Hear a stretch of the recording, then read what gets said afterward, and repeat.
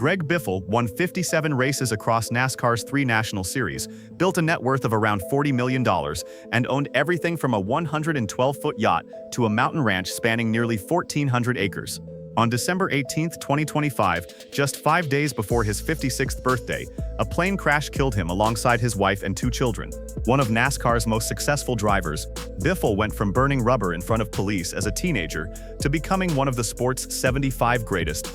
This video covers how he built his fortune, what he spent it on, the properties in his portfolio, the cars he collected, and why his final years might define his legacy more than any championship ever could. December 23, 1969, marked the birth of Gregory Biffle in Vancouver, Washington, and he grew up in nearby Camas with a reputation that sounds pulled straight from a movie script. Local police knew him so well that the chief kept a photo of his yellow Pontiac posted at the station as a reference. And here's the detail that really captures who this guy was at his core. He once laid down tire smoke right in front of his principal's office while the police chief watched the whole thing unfold from a window. His father recognized that energy and figured there was really only one productive outlet for it, which meant taking his 15-year-old son to Portland Speedway, where Greg built his own hobby stock car from scratch. Years later, Biffle would describe that moment as being hooked, hook, line, and sinker. Pacific Northwest short tracks became his proving ground for years after that. And here's where you need to understand something fundamental about the man. Racing money didn't flow through his family, and wealthy parents weren't buying him seats or opportunities. He put it this way once: "I wasn't born on the wrong side of the tracks. I was born on the wrong side of the river. The Mississippi River." The break that changed everything came at the 1995-96 NASCAR Winter Heat Series on ESPN, at which point Biffle had nothing left financially, $0 remaining in his racing bank account. His driving caught the attention of legendary announcer Benny Parsons, who picked up the phone and called team owner Jack Roush with a recommendation, and Roush hired Biffle without ever meeting him in person. That single phone call would transform both of their lives. What followed ranks among the most impressive climb-ups NASCAR has ever witnessed. The 1998 season brought Biffle the Truck Series Rookie of the Year award along with a rookie record of 4 poles, and the next year he captured 9 Truck Series victories in a single season, a record that held until 2025. The Craftsman Truck Series Championship became his in 2000 after he beat teammate Kurt Busch by 230 points, and then came the move to the Busch Series in 2001, where he grabbed Rookie of the Year honors again with 5 wins under his belt. The 2002 Busch Series Championship made him the first driver in history to capture both the Truck and Busch Series titles, and the streak kept building. His first Cup victory came at Daytona's Pepsi 400 in 2003, making him the first driver to win in all 3 NASCAR National Series across consecutive years. The kid from Washington State, who used to do burnouts in front of his principal's office, had arrived as a legitimate NASCAR star. 16 seasons in the Cup Series saw Biffle primarily behind the wheel of the number 16 Ford for Roush Racing, but understanding the peak of his career means looking closely at 2005. 6 race victories that year, more than any other driver in the series, with wins coming at California, Texas, Darlington for the Southern 500, Dover, Michigan, and Homestead. That made him the winningest driver in NASCAR for 2005. The championship still slipped away. Tony Stewart finished just 35 points ahead of him when the season ended, and after an entire year of racing, that margin was all that separated Biffle from the title. A third-place championship finish came in 2008 as well, but that 2005 season remains the defining what-if of his career. 6 wins and no title to show for it. The numbers behind Greg Biffle's career paint a compelling picture of sustained excellence. Cup Series appearances totaled 515 starts, with 19 victories, 13 pole positions, 92 top 5 finishes, and 175 top 10s, along with more than 5,800 laps led throughout his time in the series. Across all 3 national series, those 57 combined wins placed him firmly among NASCAR's elite, which explains why the 2023 list of NASCAR's 75 greatest drivers included his name, and why Hall of Fame nomination came in 2024. The financial side gets interesting when you examine the specifics. Career gross race winnings accumulated to around $90 million, and while drivers typically keep 40 to 50% after team splits, that still represents serious money flowing through his accounts. That 6-win 2005 season also became his best-earning year at $8.4 million. Earnings in 2012 reached $5.6 million, followed by $4.8 million in 2010, $4.7 million in 2009, and $4.6 million in 2008, when he finished third in the championship standings. Prize money told only part of the story.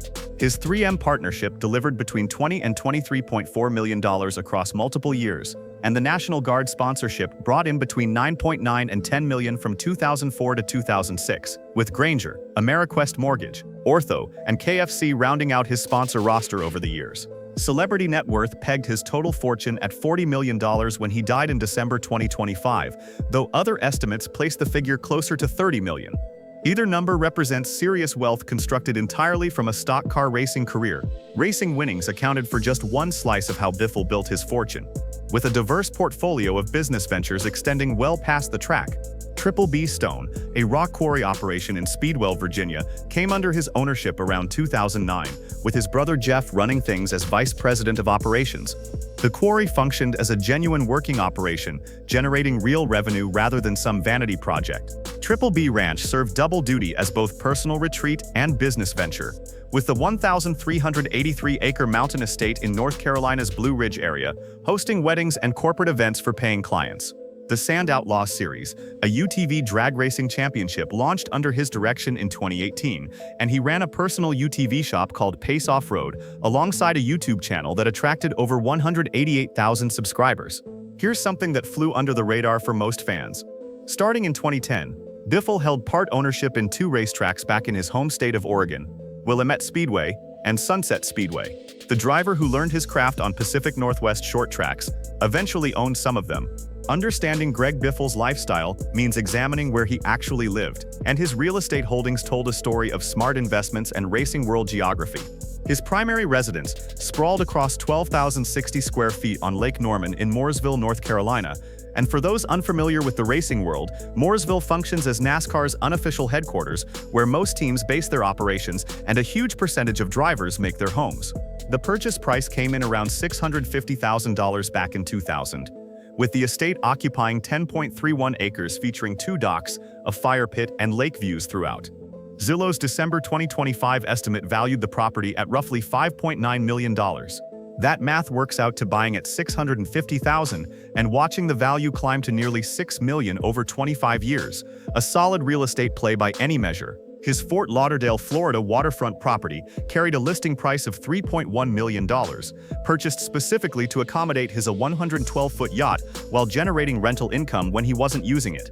A former Mooresville mansion changed hands in 2018 for $750,000 following his divorce from his first wife. The property that truly stood apart from the rest was Triple B Ranch. At 483 acres in North Carolina's South Mountains, at 2,500 feet of elevation, the estate covered more than 2 square miles of mountain terrain. Custom trails wound through the property alongside off-road tracks and a guest cabin. But here's the detail that captured the essence of Greg Biffle better than any other. The ranch featured a functional gas station selling fuel at 65 cents per gallon. Construction of the ranch happened under his personal oversight, and his own words explained why. "I love construction. I love building stuff. This wasn't some property he purchased and forgot about." His hands-on approach shaped every aspect of its development. Revenue flowed in from wedding ceremonies and corporate events hosted on the grounds, turning a passion project into a working business operation. Aviation represented one of Biffle's deepest passions, and that interest became central to both his humanitarian legacy and the circumstances of his death.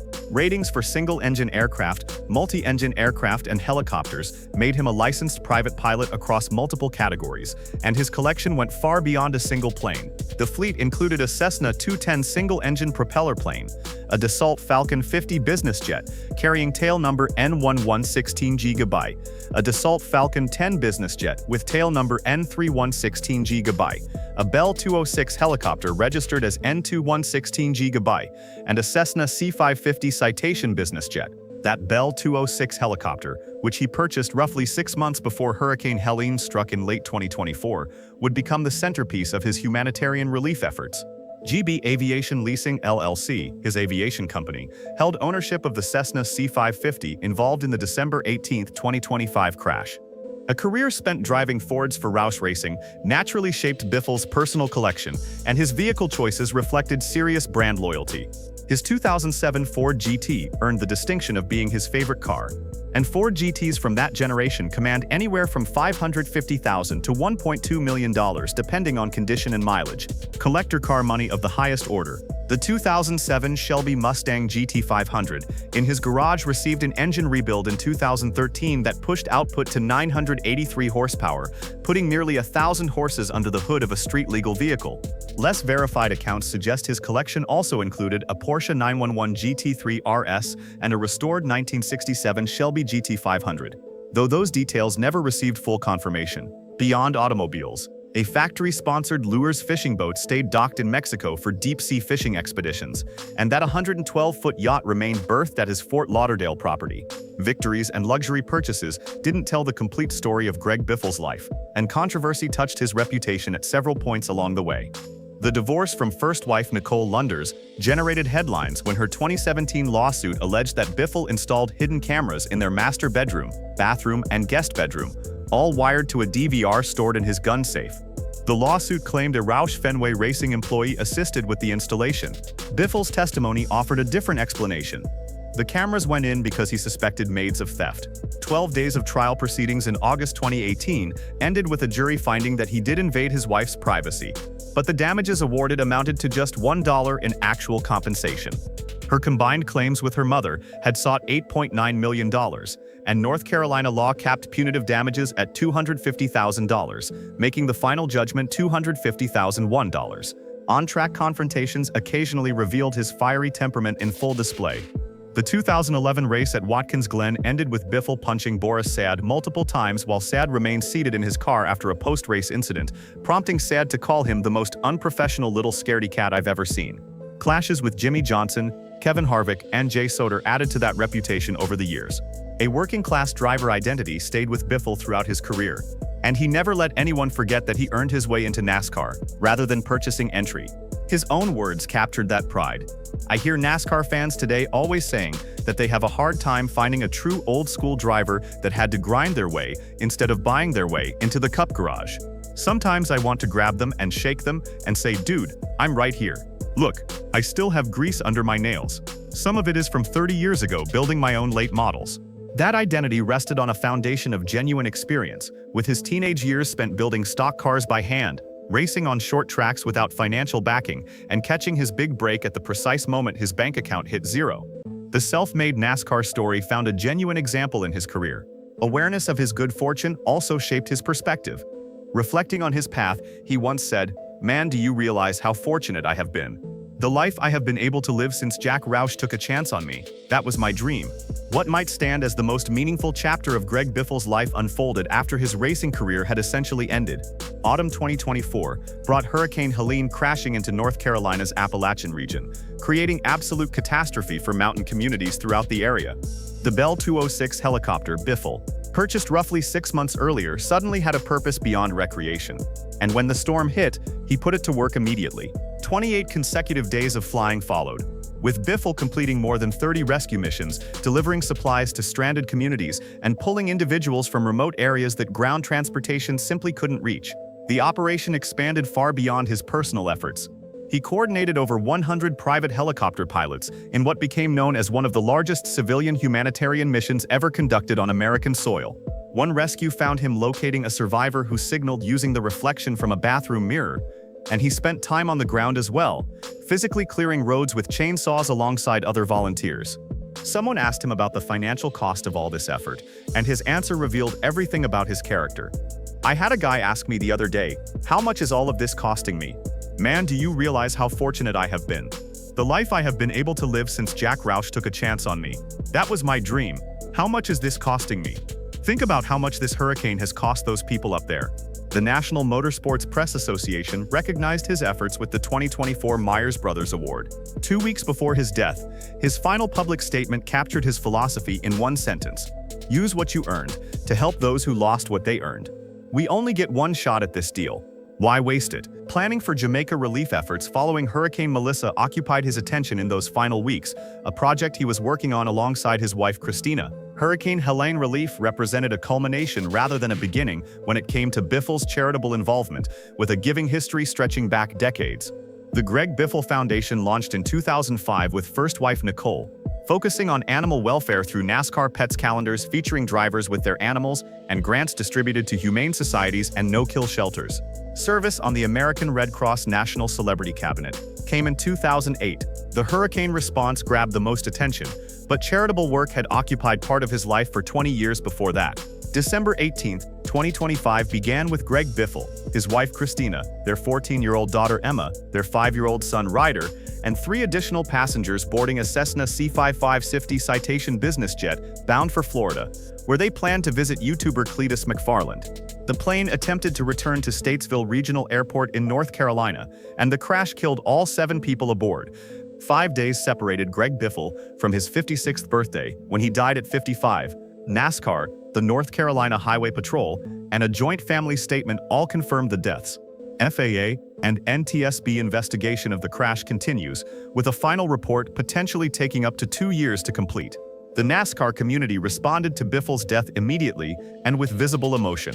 Jack Roush, the man who took a chance on an unknown Washington state driver nearly 30 years earlier, released a statement, "I have lost a dear friend and partner in our NASCAR program. His contributions to our race team over the years are immeasurable." 7-time champion Jeff Gordon added his voice. "I had such tremendous respect for Greg as a driver, and we shared countless tough battles on the track. Like so many others, I was inspired by his tireless relief work during Hurricane Helene." Board member John Dodson, reflecting on the humanitarian work that defined Biffle's final years, offered this observation. "He didn't do it for a pat on Greg Biffle's back. He did it because he cared." The question of what Greg Biffle's life adds up to demands examining both the statistics and the stories people told after he was gone. Paper records show a NASCAR driver with 57 wins across 3 national series, 2 runs at the Cup Series championship, around $90 million in career earnings, and a net worth estimated between $30 and $40 million at the time of his death. The asset list included a lakefront mansion valued at nearly $6 million, a 1,183-acre mountain ranch, a waterfront Florida residence, a fleet of aircraft, collector cars including a Ford GT worth potentially over $1 million, and that 112-foot yacht. Recognition as one of NASCAR's 75 greatest drivers and Hall of Fame nomination arrived before he died. But the tributes that followed his death barely mentioned victories or money. People talked about helicopter rescue missions flown for 28 straight days. They talked about a man who, when asked about the cost of relief efforts, pointed to his own good fortune instead of the expense. Greg Biffle's arc carried him from teenage burnouts in front of police to NASCAR stardom to humanitarian hero in his final years. The driver who wrecked so many trucks that Roush instituted escalating fines of $10,000, then $20,000, then $40,000 with a warning that there would not be a 4th time, eventually became someone who told the world to use what you earned to help those who lost what they earned. His wife and 2 children died alongside him 5 days before his 56th birthday.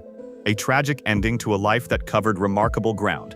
His own words might serve as the best summary of who he was. "We only get one shot at this deal. Why waste it?" Thanks for watching, and if you learned something from this video, consider subscribing. We'll see you in the next one.